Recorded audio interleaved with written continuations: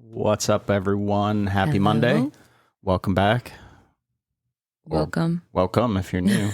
Right? Welcome to our show. All right. Today's topic, brought to you by Jen, is... That's when you say it. Oh, you want me to go? I never do this part. We're going to talk about how to build your clientele and some really simple and very effective ways to do that. It's not going to be fast, but they are ways that you're going to get some traction. Yeah, we get asked a lot of questions, especially we've been meeting a lot of people, interviewing a lot of people. We met the other day like 130 people at a school and talked to everyone individually, almost everyone individually. And one of the questions that we get is, how do you get clients? Right. Or do you get a lot of walk-ins? Walk-ins for me are interesting because there's always going to be this, like, I guess let me back up a half a step.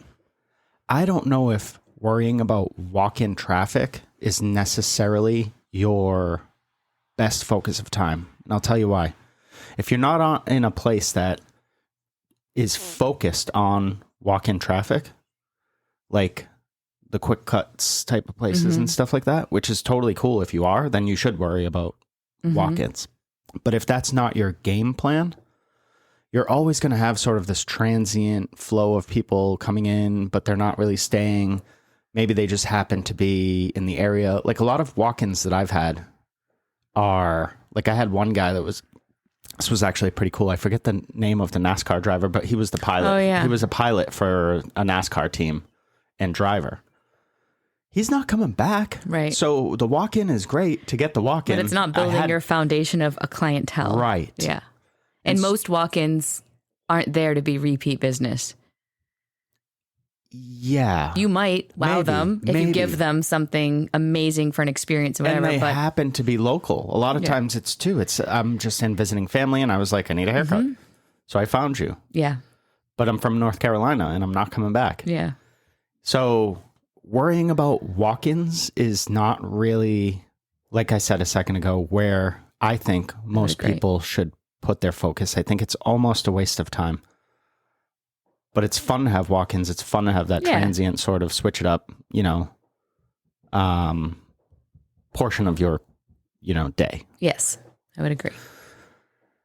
All right. So what do you want to do? Just dive into... Yeah, so one of the biggest, I guess, tips that or piece of advice I would share for somebody starting out or somebody building and you're frustrated, this would go on either one. So you're not building fast enough, let's say you've been doing hair for a bit, or, what's that piece of advice? What's that golden ticket type thing? You have to be available.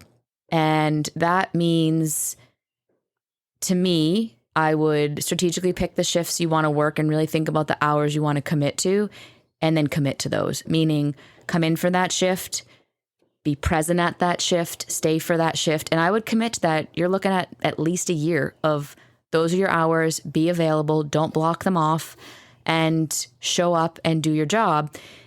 And if you are not busy in those hours, there is so much you can do so that you're not just sitting around bored scrolling on social media. So I want to interrupt. Yes. Because I know where you're going and I think it's great information. The first thing I would do if you're not busy is to start asking yourself why, and then to keep digging in on each level. So like, why are you not busy? Well, I just started. Great. What steps should you be taking? Because that's different from why are you not busy? I don't know. I've been here for 5 years. Okay, something's wrong. Right. And it's not that you just started. Right. So those are different sets of problems. What does your day-to-day marketing, because that's really what this is about. It's about marketing. What does that look like? Well, I just hang out at the salon. Not good enough. Yeah, that's not... If you've been there for 5 years, and I'm being dramatic, but if you 1 year, 2 years, and you're not building anything, and you're just sitting around or you're not sure what to do, like, so someone should have helped you along the way. So like, for example, for our staff, we have this podcast. They could easily listen to it and they would have all the information that we put out for the world. Yes. We have Slack where we communicate with them. If they need help with stuff, they reach out, or they should reach out. we have done social media classes in the past where we've shared what's worked for us and what's gotten business, not what's gotten likes from other hairstylists, but like what's gotten business. We've brought people in to talk about things that they've done. So if you've been somewhere for a while and nothing's happening and you're asking for help and you're not sure what to do, maybe look somewhere else, or maybe that's the time that you get a specific coach. So maybe you get somebody to help with your marketing. You also should be sort of helped out. If you're at a commission business, you should be helped out. Helped out with information. But there's only so much. Yeah, you have to take the steps. You still are part of the equation and a very big part. Yeah. And I think that sometimes can be a misconception in commission salons. Like you just don't have to do anything. And the salon takes on, like for us, we do so much advertising, marketing, like we go above and beyond. But that doesn't mean that the staff doesn't have to do some of their own part. So they have to do all of the part. Yeah, I can put the person in your chair, but I can't make them happy. You have to do that. I can't do the hair. You have to do that. And I can't make them rebook. You have to do that. Correct. Like they need to give the exceptional service. They need to be technically working on stuff daily, weekly. They need to be consistent in their own social media because that's their walking business card. So clients nowadays, they're like, who am I booking with? And then they're going on your Instagram to see what your work looks like, who you look like. Like your face should be on your Instagram.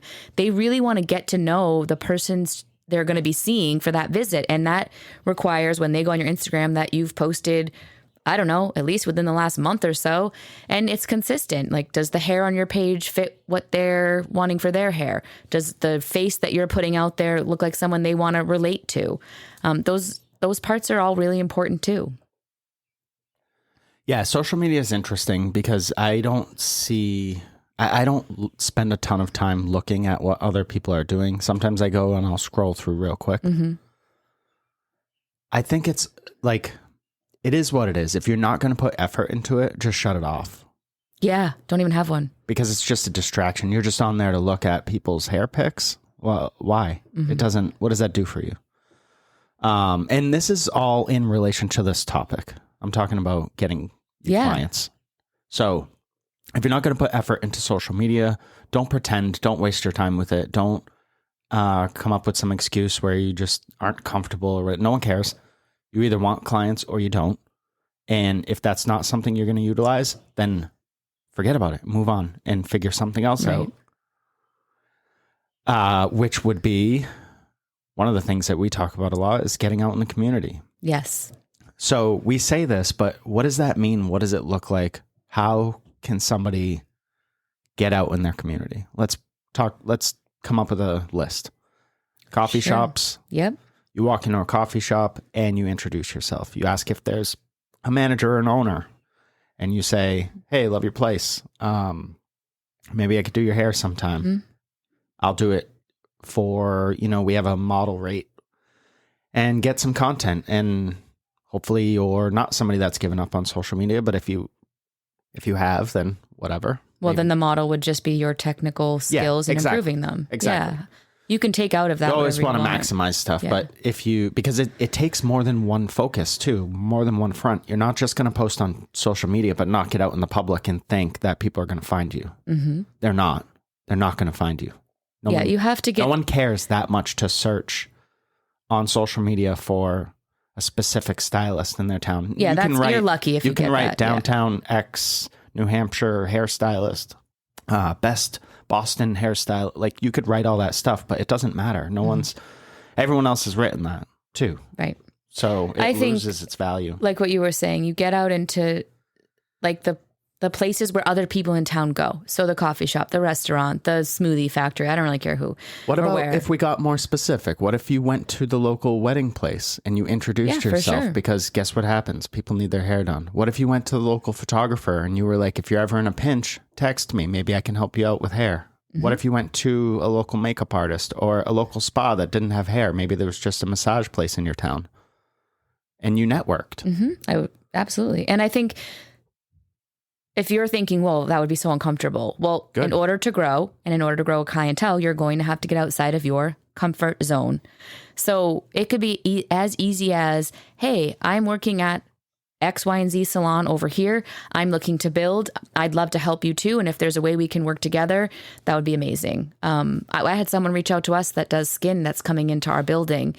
And she's like, can I get coffee with you and Todd? Because I'd love to network back and forth. That's all she had to say. That was it. I was like, this is an amazing opportunity. We can't wait to meet with you.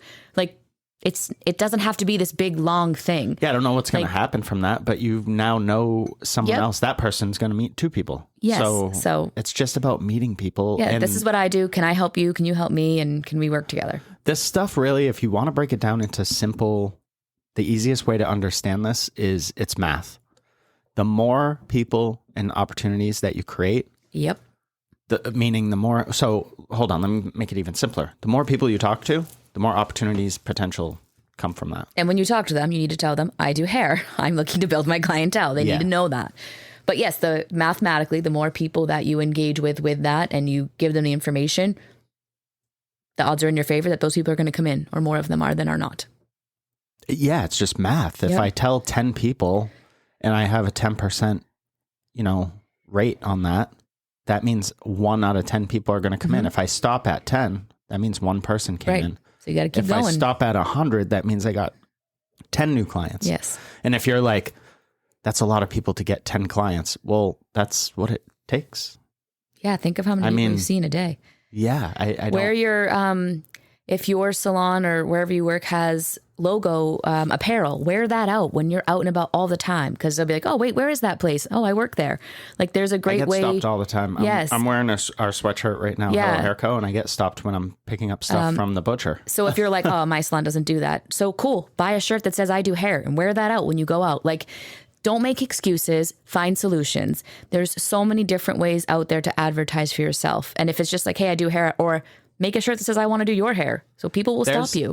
There's like a barber or something on, I think, Instagram that had shirts made of his that are like, I want to cut your hair, or ask me for a haircut or something like that. Yeah. And I was like, oh, that's interesting. Because what do you do when you look at somebody? You check out their fit. Yes. And if they have a shirt that's like, I want to cut hair, I would be like, oh, you do hair too?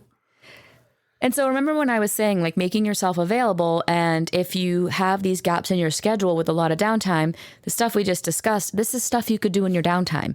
You don't have to do it on your off days either. Like, okay, I have a 2-hour gap. Well, I'm going to go out, I'm going to grab a coffee, I'm going to promise to talk to 5 people and tell them I do hair. And whether you hand out a business card or you just tell them you do hair and where it is, this is where you can utilize these dead zones and make them a really positive part of your day. And almost look forward to them. That's my networking time. I'm going to get out and this is what I'm going to go do. For sure. Yeah.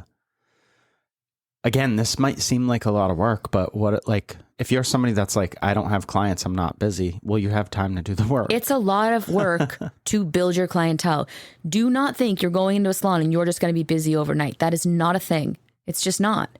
No, because really what we're after. So if here's as secret sauce as you can get with building a clientele. Focus less on getting people in, focus more on bringing them back. Yeah. That's the relationship that's the is shortcut. That's the secret sauce. That's the shortcut in building a clientele. We tell people on our staff, so we have 2 different things that we use computer related. So I say, just like what Todd did, it's really about connecting with the client. And so that might mean remembering that they just got a dog or they have a new baby coming. And if you're like overwhelmed because you're learning how to do hair plus talk, it's a lot. I totally get it. But whatever software you guys are using at your salon, there's a place for notes. Make notes. I don't care how cheesy it is. Write down little tidbits about everybody that you're seeing. So when they do reschedule, you may not remember their face, but you'll see in their name, it says, oh, Cynthia just got a dog. So when she reschedules with you, that's the hope, right? That's how you grow your business. Even though you may not remember Cynthia's face, once she comes in, once you do see her, you'll probably remember her. And then you're like, oh my gosh, I forgot you just got a dog. How's it going? And right away, like, the conversation just flows and they just feel important. And that's really how you start to build. You get them to come in once and you remember some more stuff for the second visit. And then before you know it, even if your haircuts or your services are not like fire and like hitting it out of the park, they're going to give you a couple turns or a couple like appointments to get that going. And you can work on your technical skills in between. As long as you work on them. well, there's the other part. So that's Yeah. the other part I was going to say.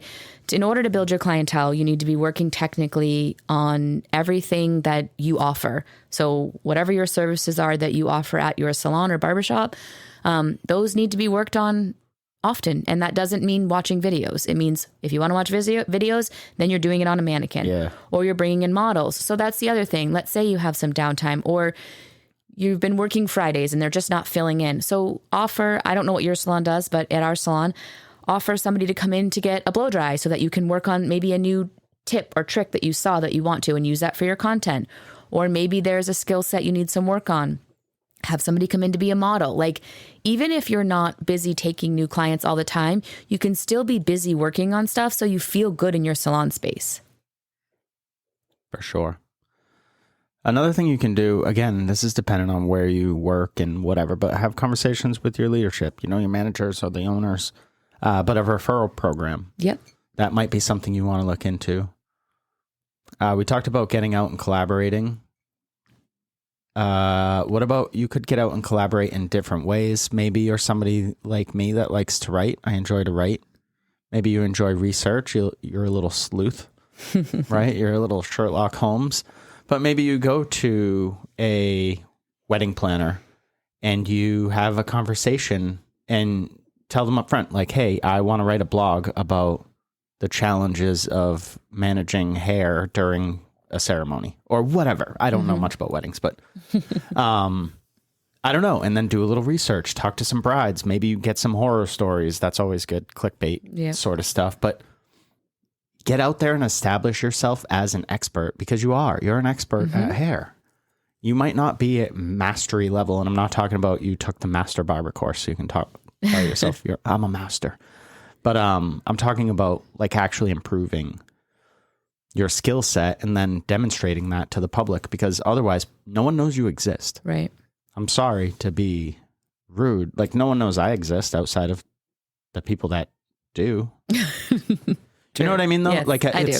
If you're trying to get out there, you have to put yourself out there. Yeah, I think it comes back to what you said in the beginning. Like, really ask yourself: Are you putting in an honest effort? Are you doing the work? Because going into wherever you work and just sitting around is not putting in any bit of work at all. Everybody can do that. We can all show up at work and just sit. Showing up is the. The other thing you can do, and this is something I've been doing recently, is schools. Can I guess? Yeah. I was going to say community involvement. Yes, exactly. Right. So for me, it was fairly easy because our kids are in the school district, that one town over. So I want to help. I want to help those schools, and I want to help the PTO raise money for our schools because that's where my kids are. So how can I help? And I don't have a lot of time to be on these boards, but what I can do is offer services for the dances and show up and raise money and offer my time and bring my team so that the community knows my team exists and they can meet them too. And it's been amazing. It's a lot of work. There's a lot of effort put into it. And then we have to give up our time and donate that. But what we get back and what we've been getting back is people coming in for the same services we did at the dance, which we put tinsel in little kids' hair. But I got an email today. Our tinsel game is on point right now. But, you could be like, oh, tinsel, like, what do you get out of that? The point isn't the tinsel. The point is you get them into your salon space to get the tinsel, and what other services do they need or who do they know? That's the game changer. That tinsel is your icebreaker. Yes. It's your hook. Yes. It's your way to get somebody to come in. Yes. And then you anchor with offering like either a higher value service or something else that to get them in your chair. Totally. And, I hear it often. And it might be that they're not ready to leave their hairstylist or barber yet, but maybe maybe there's somebody that likes the atmosphere and they're like, you know what? Once in a while I like to get a blow dry somewhere else. And now you're that person. Correct. And then their person goes on vacation and they're like, shoot, I forgot I wanted to get my haircut, and they give you a chance, or they go on maternity leave. It's the opening the door, the icebreaker. Yes. But if you don't do that, then you don't have it, and it's too late when that person does need somebody. You don't know you exist. So often, like, I don't want to do kids cuts. Like, it's a waste of my time, whatever, blah, blah. Let me tell you this. Learn how to price, I guess, your services. Well, there's that too, but you don't work at our salon, so that might be a whole different ballgame. That's another podcast. Sorry. But here's what I'm going to say there is it's not just about the kid. And we have 3 children.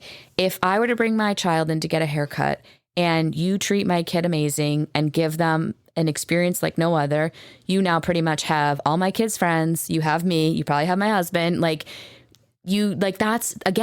the door that's being opened for you. Like, I trust you to do my child's hair.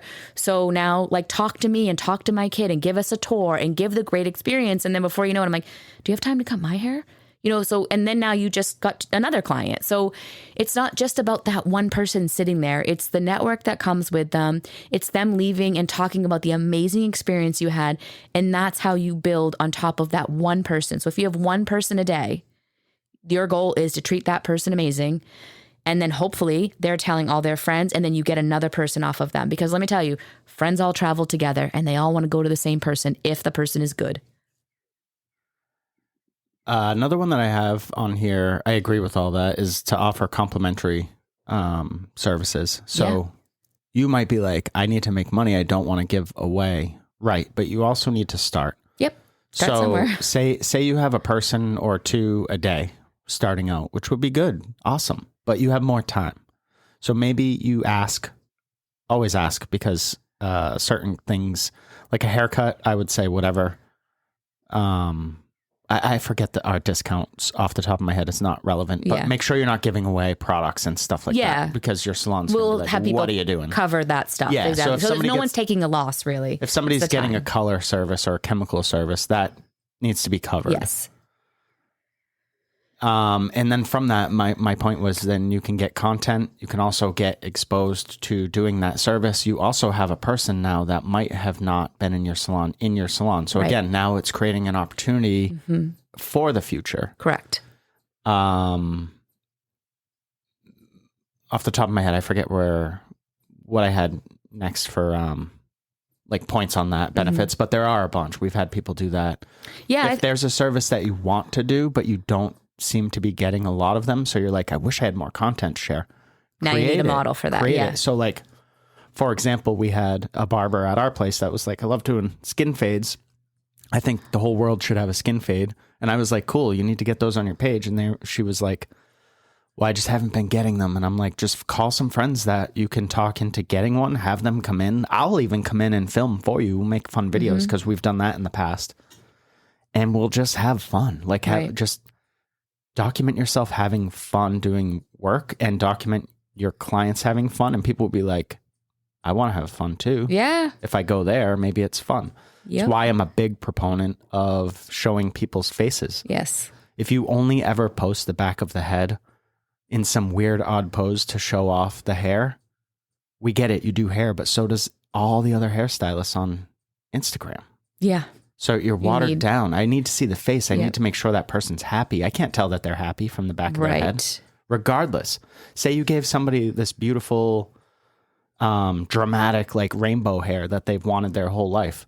And now they have it, but you did it in the wrong colors and they're crying. But I took a picture of the back of the head and looks great. But I don't know what that person wanted. Yeah. You know what I mean? That's why I also say put your face on there, because people want to see who you are. They want to see that. Another one that I had was workshops. You don't have to be this like freaking like stage artist or something to put together a workshop. We've helped people put together workshops that are like teaching dads how to braid hair. Yep.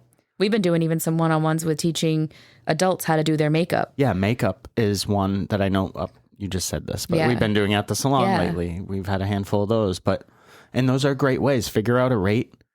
Bring people in, do it as a group, do it as one-on-one, do it as 2-on-1. Maybe you bring in a mother and a daughter, or maybe you bring in teenage sisters that need help with styling their hair. Whatever it is, you can do it, and you can show someone how to do it. And that's a problem or a challenge that your clients are having that you can solve for them. And that's where money happens. That's the magic. That's where, if you start solving problems like, hey, I can't style my hair this way, but I really want to. Okay, I can show you how to do that. It's going to take us like, I don't know, 90 minutes. What's your hourly rate? Figure out your hourly rate for your teaching of your classes, and however long your classes take now. Maybe it's $50. So $75 it costs, and you're going to help that person. And maybe every few months they have a follow-up with you. They do an hour. This is where also putting that Get content, creative. putting that content on your social media page. I just did one on curling. I just had somebody that booked an appointment with me to teach them how to curl their hair. So I also put that on my page. There's free information. It helps the people that when I do one-on-one classes, go back for the information, but also it's going to help people in the future be like, okay, I tried that. It's not working. Can I just hire you to help me do this for a little bit and show me some stuff for their hair? Right. So it opens up that conversation. Yeah, lots of good stuff. I know we're trying to keep these short. I think that's a lot of information. And if you can do 1 or 2 of those to start, make a list of everything we just went down. But do 2. Do 2 things to just start and do them consistently, do them well, really put in the effort. And then you can keep adding on. Once that becomes like really normal for you, now it's time to add on 2 more things to add to your wheelhouse. And experiment. So if you try 2 things and one is really working well, you have a couple of options. You can ditch the other one and add something on, or you can double down on the one that's working really well. And say you start writing blogs and you're collaborating and interviewing local business owners or local photographers or whatever. If that's going really well and you're putting out 1 a month, try to put out 2 a month. Right. Can you do that? Yeah. Is that too much? Don't do it then. I don't know. Whatever will keep you consistent and keep doing it, right? Yeah. That's going to be the key. It's to pick something, stick to it, decide how long you're going to do it for, to like really look at your results, and you do it. Yeah, you have to. And once isn't enough. I would say a minimum of 3 months. Yeah, to try something, but probably more like 6. Yeah. So, all right, Honest cool. effort. Hope that helps. If you have questions, comments, or fun facts, I guess here. reach out to us. And if you need help and would like some mentoring or something like that, reach out. We're here. Smash the buttons, and we look forward to talking to you soon. Have a great day. Yeah, happy Monday. Bye.